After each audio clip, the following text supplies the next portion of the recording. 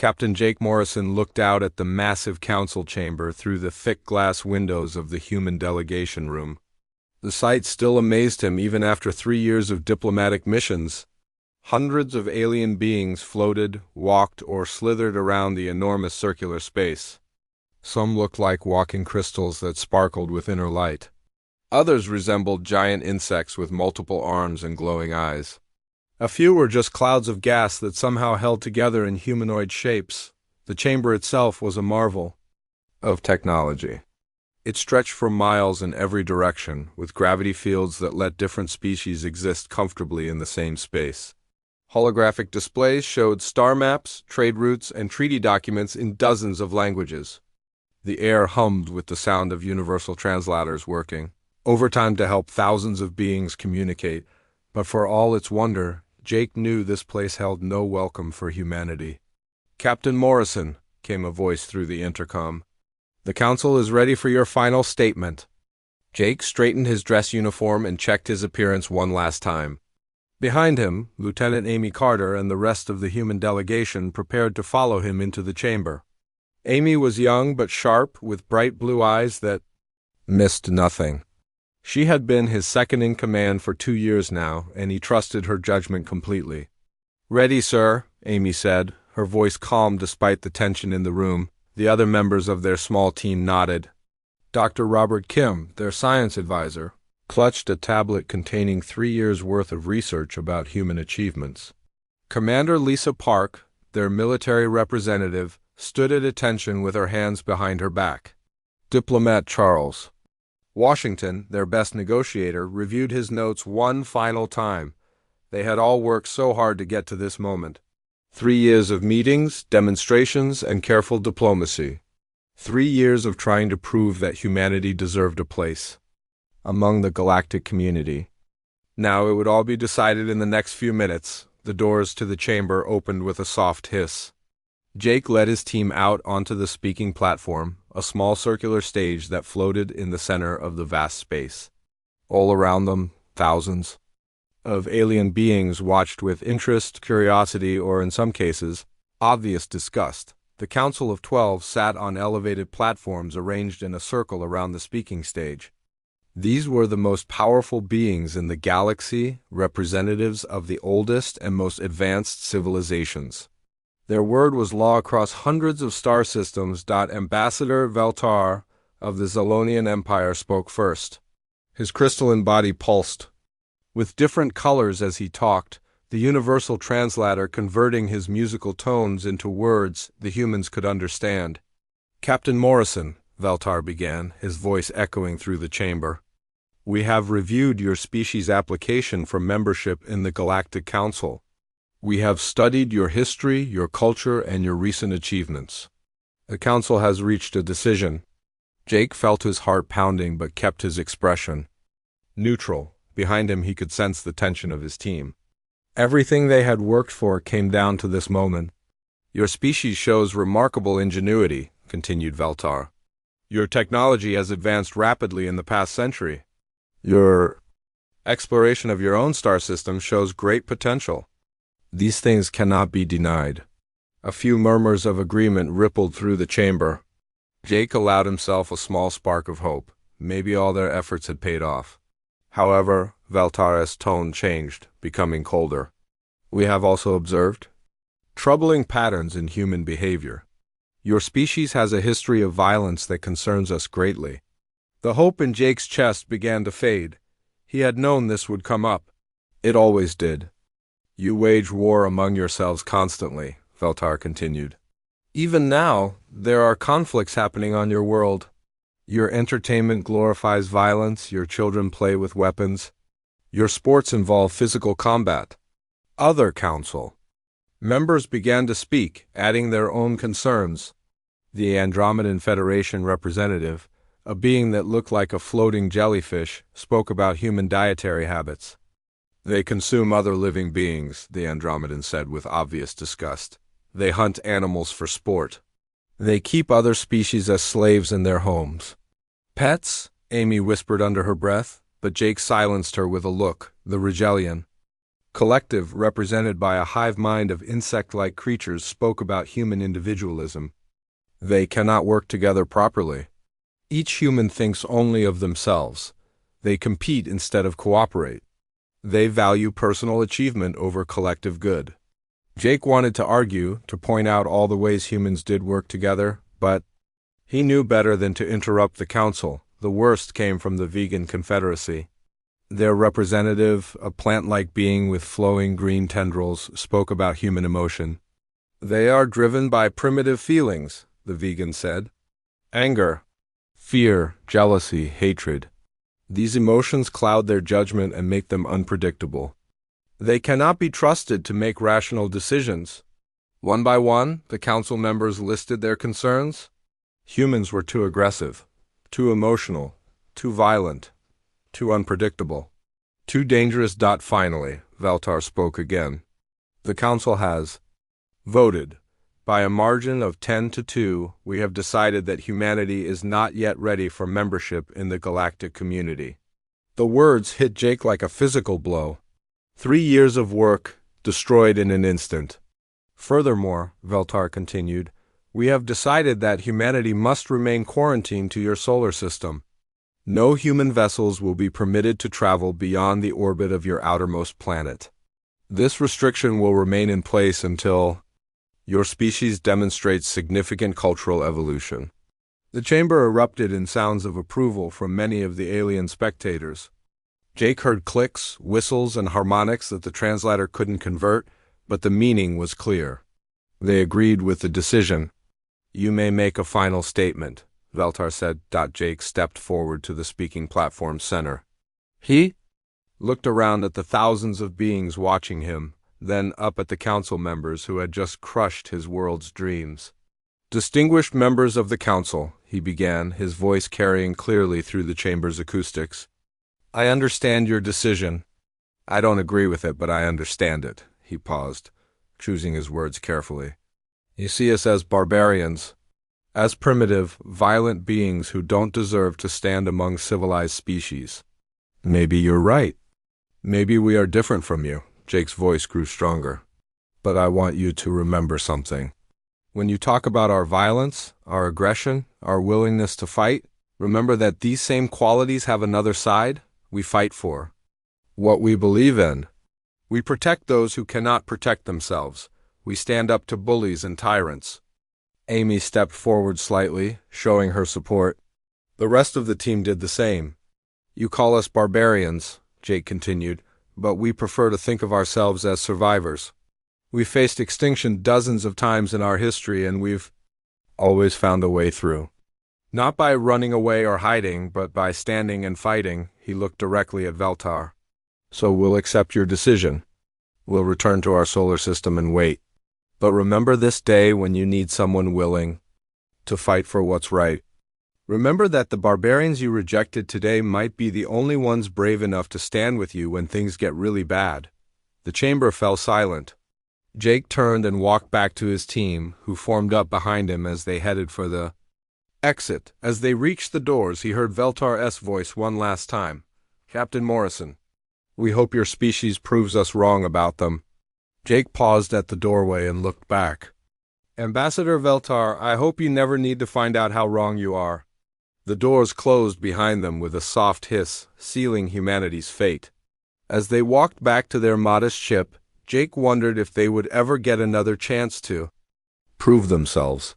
He had no way of knowing that their chance would come sooner than anyone expected, and that the price of proving their worth would be higher than anyone could imagine. Commander Tony Hayes sat in the command center of the human monitoring station near Pluto, watching the endless stream of data flowing across his screens. 6 months had passed since Captain Morrison and his team returned from their failed diplomatic mission. 6 months of isolation, of watching galactic traffic pass by their solar system without stopping. The monitoring station was one of 3 that Earth had built at the edge of their solar system. It was humanity's window to the galaxy, a place where they could listen to alien communications and watch the ships that traveled between distant stars. The station was small compared to the massive vessels that passed by, but it was packed with the best technology humanity could build. "Sir," called out Communications Officer Karen White from her station, "I'm picking up something strange on the emergency frequencies." Tony looked up from his coffee. Karen was one of the best signal analysts in the human fleet, and if she thought something was strange, it was worth investigating. "What kind of strange?" he asked, walking over to her station. Karen's fingers danced across her controls, trying to clean up the signal. "It's coming from the Kepler system. Multiple transmissions, but they're all breaking up. The signal is weak and getting weaker." The Kepler system was about 400 light-years away, home to several research stations run by different alien species. Tony knew there was a joint facility there, operated by the Zolonians and the Andromedans. It was the kind of peaceful scientific cooperation that the galactic community was famous for.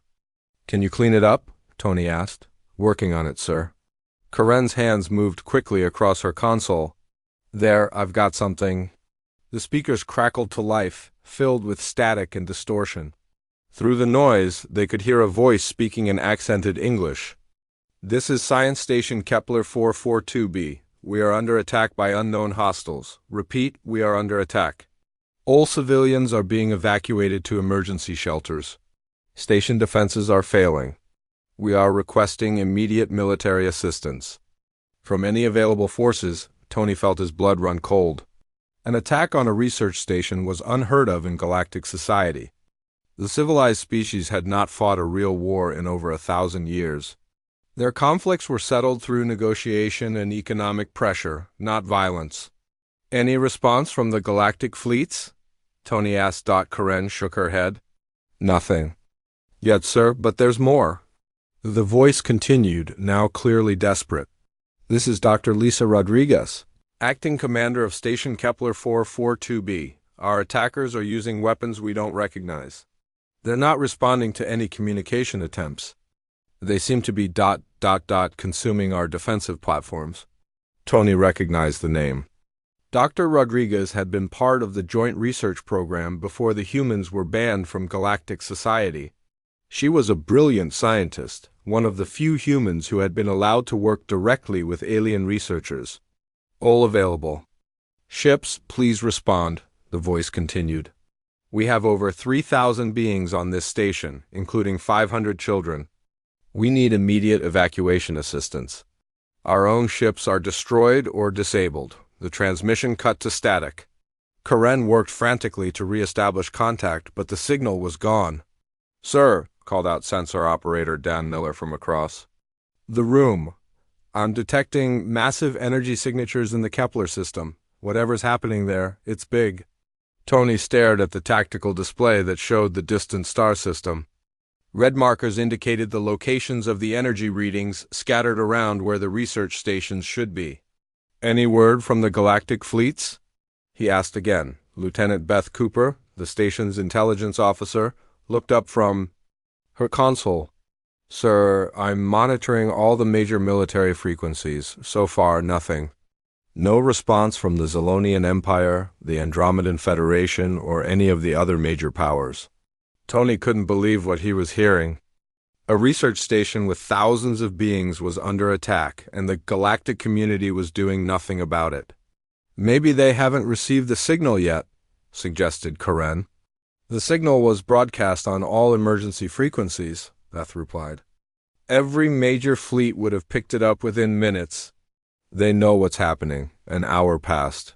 Then, too, Tony paced the command center, checking every station for any sign of a galactic response. The energy readings from the Kepler system were getting stronger, suggesting that whatever was attacking the station was winning. "Sir," called out Karen, "I'm picking up another transmission. It's weak, but it's there." This time the voice was different, speaking in the musical tones of a Zolonian. The universal translator converted the words to English. "This is Research Station Kepler 442a. We are the last station still operational. The attackers have destroyed all other facilities in the system.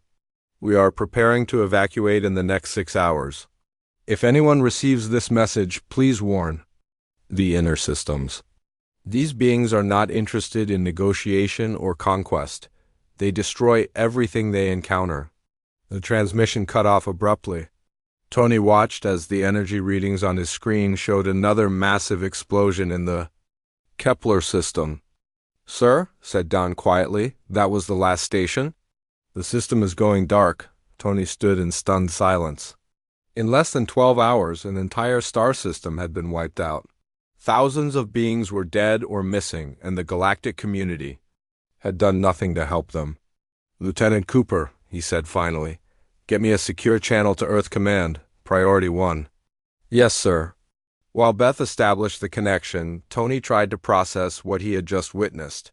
The civilized species that had rejected humanity as too violent had just watched thousands of their own people die without lifting a finger to help them. The main screen flickered to life, showing the face of Admiral Susan Brooks in her office. On Earth, she looked tired, probably from dealing with the aftermath of humanity's diplomatic rejection. "Tony, what's the emergency?" she asked. "Admiral, we just monitored the complete destruction of the Kepler research system. Multiple stations attacked and destroyed by unknown hostiles. Over 3,000 beings confirmed dead or missing." Brooks leaned forward in her chair. "Any response from the galactic fleets?" "None, ma'am. We monitored all frequencies for 4 hours. Not a single ship was dispatched to help." The Admiral was quiet for a long moment. "Are you certain?" "Yes, ma'am. We have full recordings of the distress calls and the energy readings showing the destruction. The galactic community just watched it happen." Brooks rubbed her temples. "What do we know about the attackers?" "Very little, ma'am." The survivors called them unknown hostiles using unrecognized weapons. They mentioned something about the attackers consuming defensive platforms. And they said the beings weren't interested in negotiation or conquest, just destruction. "That doesn't sound like any species we know about," Brooks said. "No, ma'am. This might be something from outside our galaxy." The implications of that statement hung in the air. If hostile aliens from another galaxy were attacking, it would change everything. The peaceful galactic community had no experience dealing with true warfare.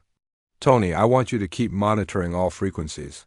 If there are more attacks, I need to know immediately. And compile everything we have on this incident." "I'll be briefing the President within the hour." "Yes, ma'am." The connection ended.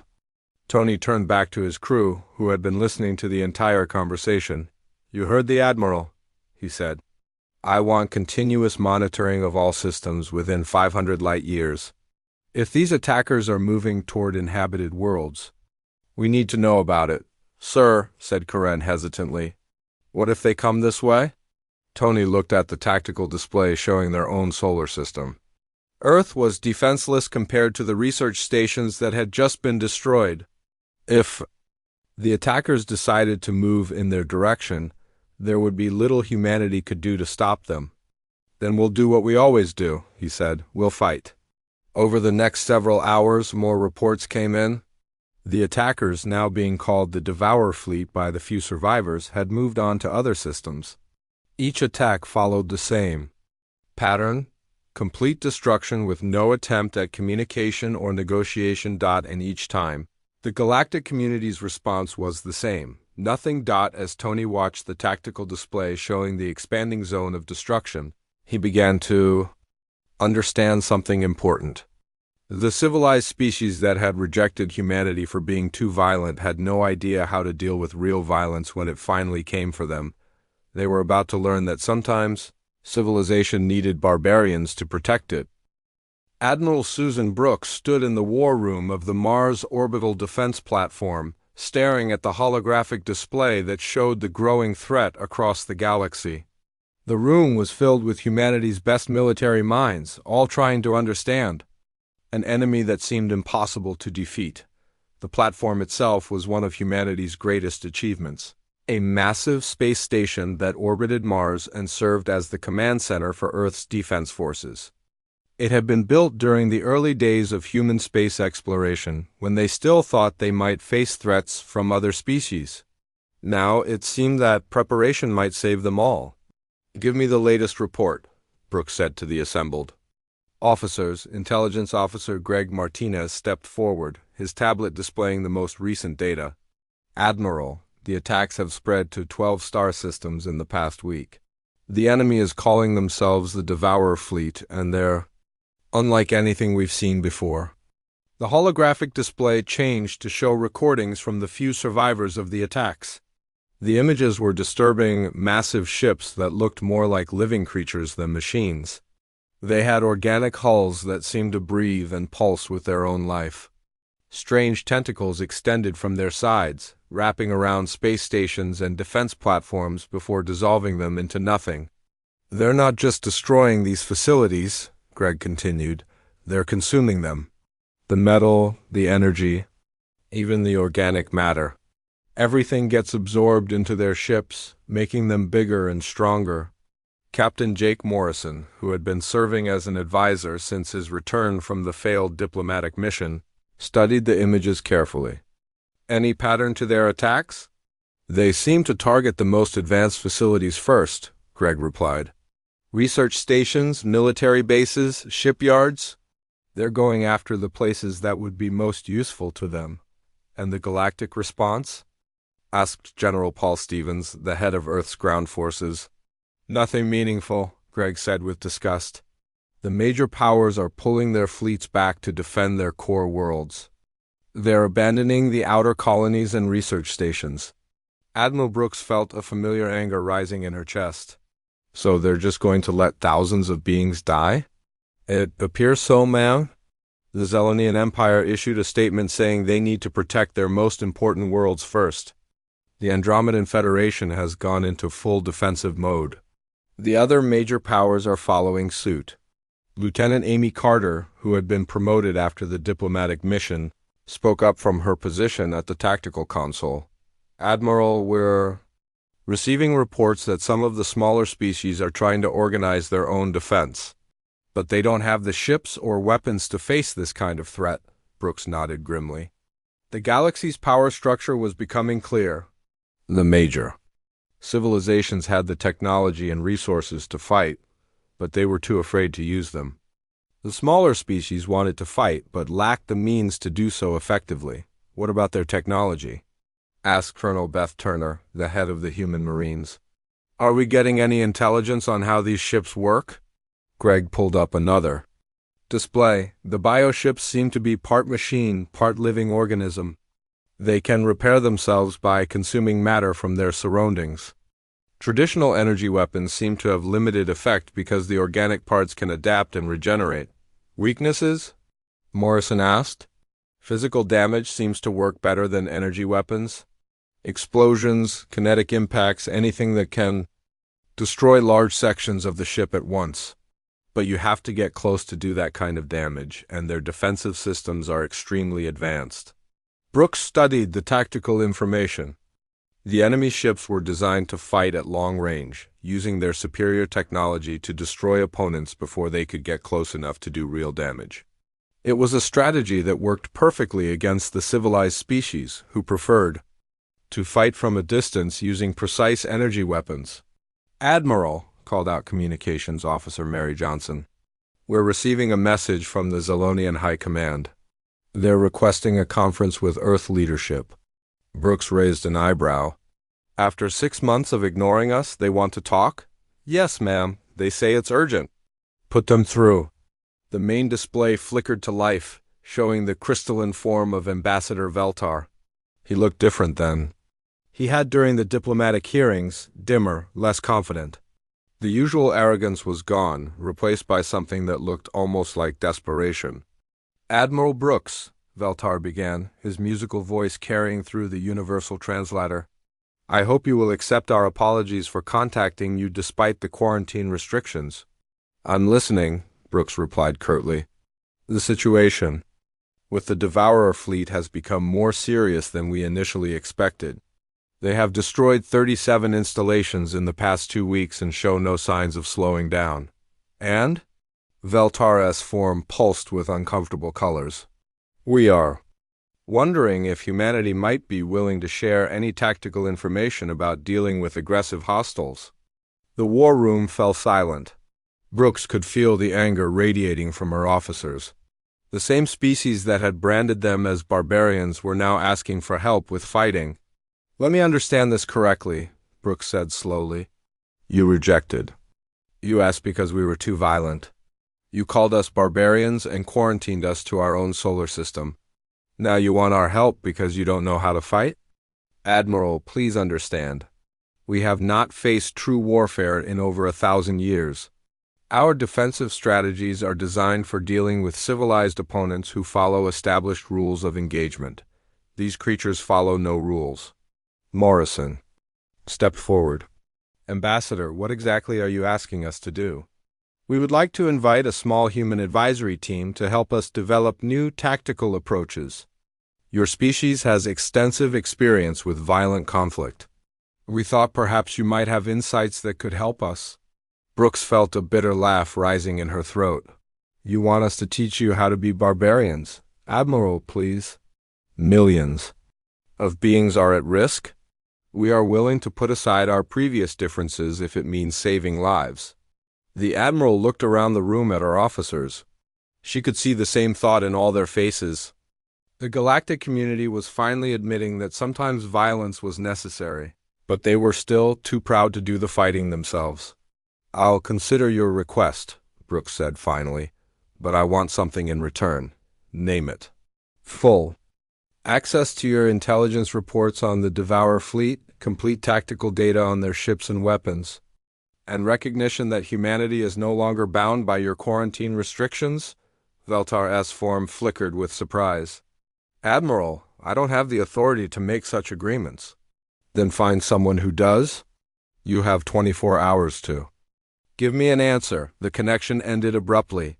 Brooks turned to face her officers, who were watching her with expressions ranging from admiration to concern. "Admiral," said General Stevens carefully, "are we really going to help them?" Brooks walked to the tactical display and studied the projected path of the Devourer fleet. The enemy was moving steadily toward the inner regions of the galaxy, consuming everything in their path.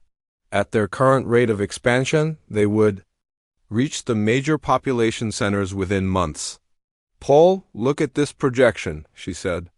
"If these creatures continue expanding at their current rate, how long before they reach our solar system?" Stevens examined the data. "Approximately 18 months, assuming they don't change course.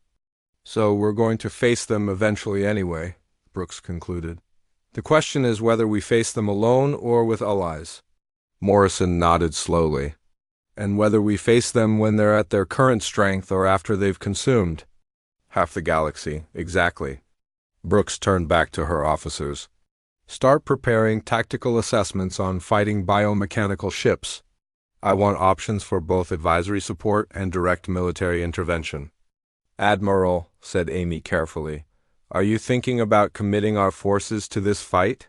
Brooks looked at the star map showing the spreading destruction. Somewhere out there, the same civilized species that had rejected humanity were watching. Their people die because they had forgotten how to fight. "Amy, they called us barbarians because we're willing to fight for what we believe in. Maybe it's time to show them what barbarians can really do." The room erupted in activity as officers began planning for humanity's first real military engagement. With an alien force? None of them knew that within days they would be facing a decision that would define humanity's place in the galaxy forever. The civilized species were about to learn that sometimes it takes barbarians to save civilization. Captain Jake Morrison stood on the bridge of the UES Defiant, watching the Kepler system grow larger on the main screen. Behind him, the small human fleet moved through space with a determination that surprised even him. 6 destroyers, 3 cruisers, and 2 supply ships, hardly enough to challenge a galactic empire, but more than enough to make a statement. The past week had been a whirlwind of activity. The Zilonian Empire had agreed to Admiral Brooks' demands, providing full intelligence on the Devourer fleet in exchange for human military assistance. What they had learned was both fascinating and terrifying. "Captain," called out Lieutenant Amy Carter from the tactical station, "we're getting our first visual on the enemy fleet." The main screen shifted to show the Kepler system, now completely under enemy control. Where there had once been 3 research stations and a small defensive fleet, there was now something that looked like a nightmare made real. The Devourer ships hung in space like massive tumors, their biomechanical hulls pulsing with alien life. The largest vessel was nearly 10 miles long, its surface covered in what looked like breathing organs and feeding tentacles. Smaller ships surrounded it, each one unique in design but sharing the same organic appearance. "My God," whispered Dr. Robert Kim, who had joined the mission as a science advisor. "They're actually alive." Morrison nodded grimly. The intelligence reports had been correct.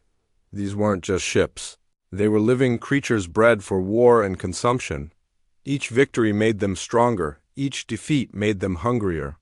"How many?" he asked. Amy worked quickly at her console. 47 vessels, ranging from frigate size to that monster in the center. Energy readings suggest they're feeding on the debris from the destroyed stations. "Any signs of survivors?" "Negative, sir. The system is completely dead." Morrison felt a cold anger building in his chest. Thousands of beings had died here, including humans like Dr. Rodriguez, who had been working on the joint research projects. The civilized species had abandoned them all without even trying to mount a rescue. "Commander Hayes," he said into the communication system, "what's your status?" The reply came from the UES Vengeance, one of the other destroyers in the fleet. "Ready for action, Captain. My crew is eager to show these things what humans can do." Morrison smiled despite the grim situation. Commander Tony Hayes had volunteered for this mission immediately after receiving the intelligence reports. Like many humans, he was tired of being called a barbarian by species who couldn't even defend themselves. "All ships, this is Morrison. Remember, we're not here to win this battle. We're here to learn about the enemy and buy time for the evacuation of the next target system. Hit hard, gather intelligence, and get out." The human fleet moved deeper into the system, using their smaller size and superior maneuverability to avoid the enemy's long-range sensors. It was a strategy that played to humanity's strengths. They couldn't match the aliens' technology, but they could outthink them. "Captain," said Amy, "the lead ship is changing course. I think they've detected us." Morrison watched as the massive bioship began to turn in their direction. Even at this distance, he could see the feeding tentacles extending from its hull, reaching toward them like hungry fingers. "All ships, attack pattern Delta. Target the smaller vessels first." The human fleet split into 3 groups, each one taking a different approach to the enemy formation. Morrison had learned from studying the intelligence reports that the Devourer ships were weakest when forced to defend multiple targets simultaneously. The UES Defiant led the first group straight at the enemy center, drawing their attention and firepower. The second group, led by Commander Hayes, swung wide to attack the enemy's left flank. The third group, commanded by Captain Nick Thompson of the UES Retribution, came in from above. "Entering weapons range," Amy reported. "Enemy ships are powering up their main guns." Morrison gripped his command chair as the first enemy shots streaked past the Defiant's hull. The bioships fired some kind of energy weapon that looked like living lightning, crackling and writhing as it moved through space. "Return fire, all weapons." The Defiant's guns opened up, sending streams of kinetic projectiles and plasma charges toward the nearest enemy vessel. The human weapons were crude compared to the advanced energy systems used by the galactic powers, but they were brutally effective. The first enemy ship to be hit was about the size of a human frigate, its hull covered in what looked like breathing gills. The kinetic rounds punched through its organic armor, causing green fluid to spray into space. The creature ship writhed in obvious pain, its movements becoming erratic. "It's working," Amy called out excitedly. "Physical damage is much more effective than energy weapons?" Morrison nodded. The intelligence reports had been right. The bioships could adapt to energy attacks, but they couldn't regenerate fast enough to handle massive physical trauma. "All ships, concentrate on kinetic weapons. Save the energy weapons for their shields." The battle intensified as more human ships joined the fight.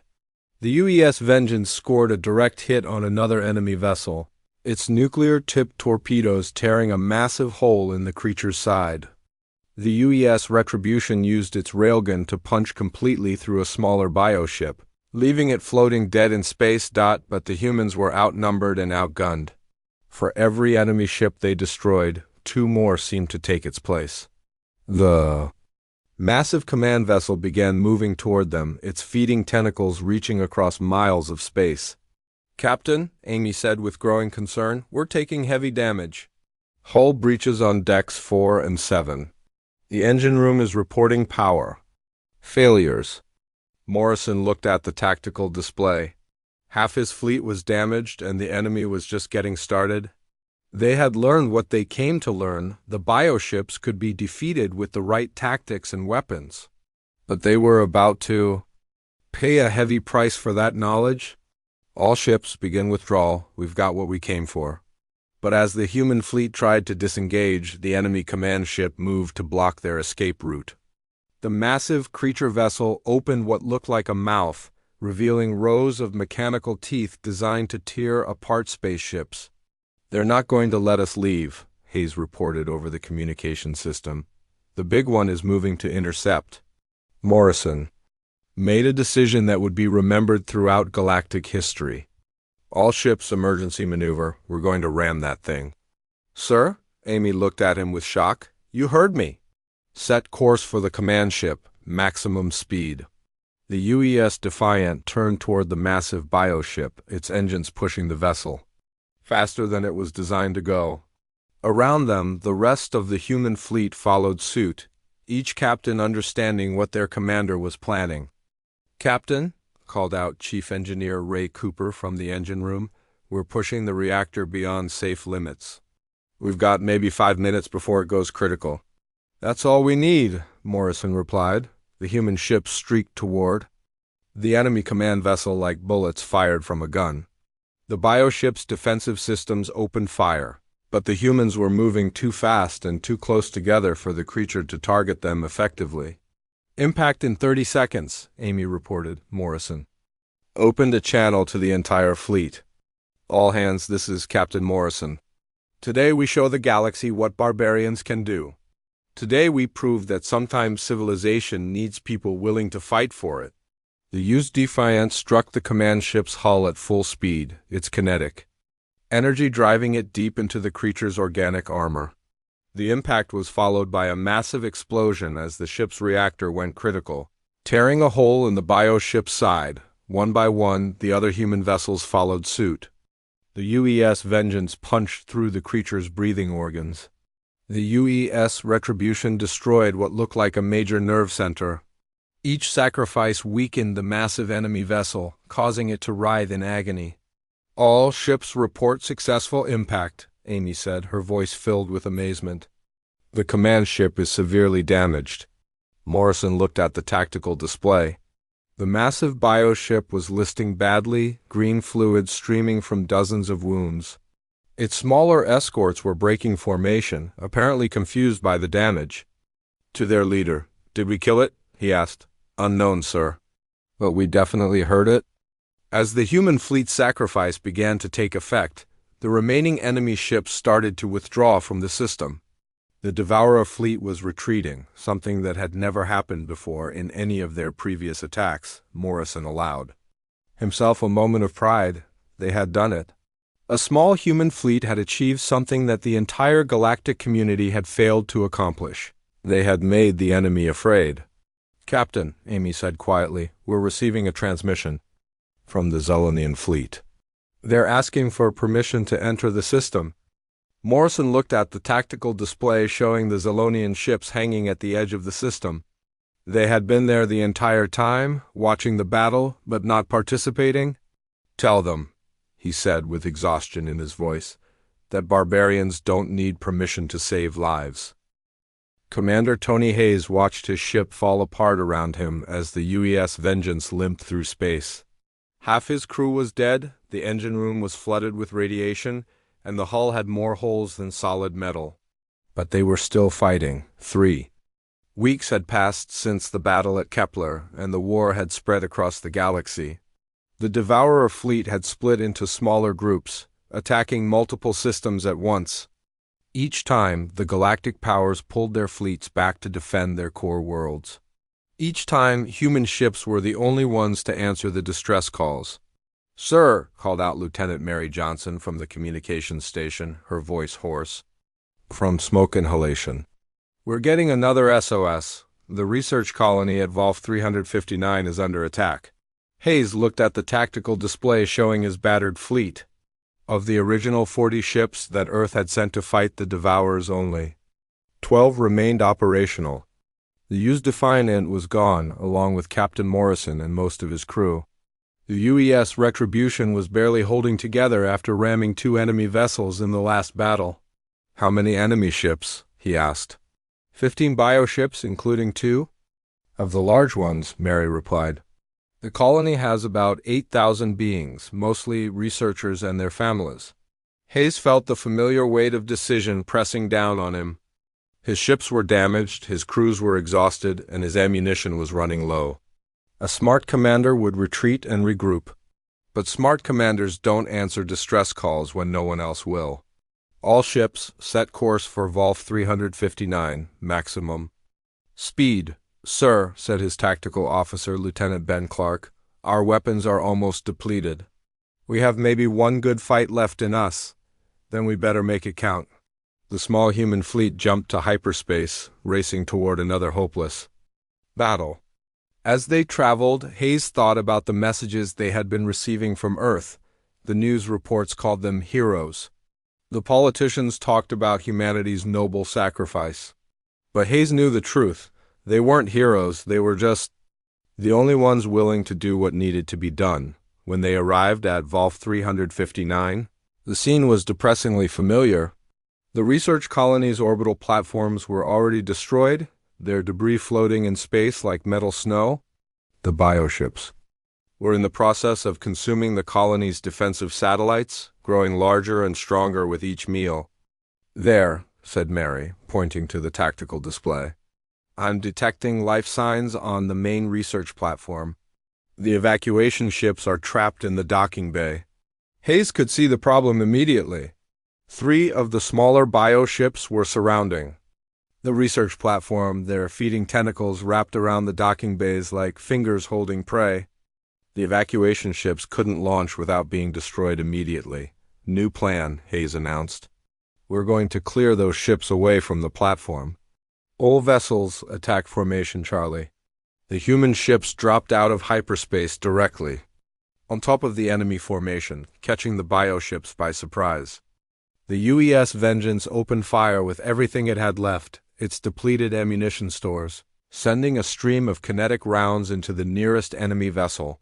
The bioship writhed in pain as the rounds tore through its organic hull, but it didn't die. Instead, it released the research platform and turned to face its attacker, its mouth opening to reveal rows of mechanical teeth. "Direct hit on target 1, reported Ben. "It's damaged but still functional." Around them, the other human ships were engaging the remaining bioships with the same desperate fury that had marked every battle in this war. The UES Retribution, commanded by Captain Nick Thompson, used its last nuclear torpedo to destroy one of the smaller enemy vessels. The UES Guardian rammed another bioship, sacrificing itself to clear the path for the evacuation ships. "The evacuation ships are launching," Mary called out. 20 vessels, all loaded with refugees. Hayes watched the small civilian ships escape from the research platform, their engines pushing them toward the edge of the system. But the larger bioships were moving to intercept them, their massive forms cutting through space like predators chasing prey. "We can't let them reach those ships," Hayes said. He made a decision that would echo through galactic history. "All remaining vessels, follow my lead. We're going to buy those people time to escape." The last 4 human ships turned toward the massive enemy vessels, their weapons blazing even as their hulls began to fail. The UES Vengeance led the charge, its damaged engines pushing the ship faster than it had ever gone before. "Sir," called out Chief Engineer Lisa Park from the engine room, "the reactor is going critical. We have maybe 2 minutes before it explodes." 2 minutes is all we need," Hayes replied. The Vengeance struck the lead bioship at full speed, its kinetic energy driving it deep into the creature's organic armor. The impact was followed by a massive explosion as the ship's reactor detonated, tearing a hole through the bioship's core. One by one, the other human ships followed suit. The UES Retribution, already damaged from previous battles, used its last moments to destroy the bioship's main feeding organs. The UES Liberty and the UES Freedom struck the creature's propulsion systems, leaving it drifting helplessly in space. As the explosions faded, Hayes found himself floating in an escape pod, watching the results of their sacrifice.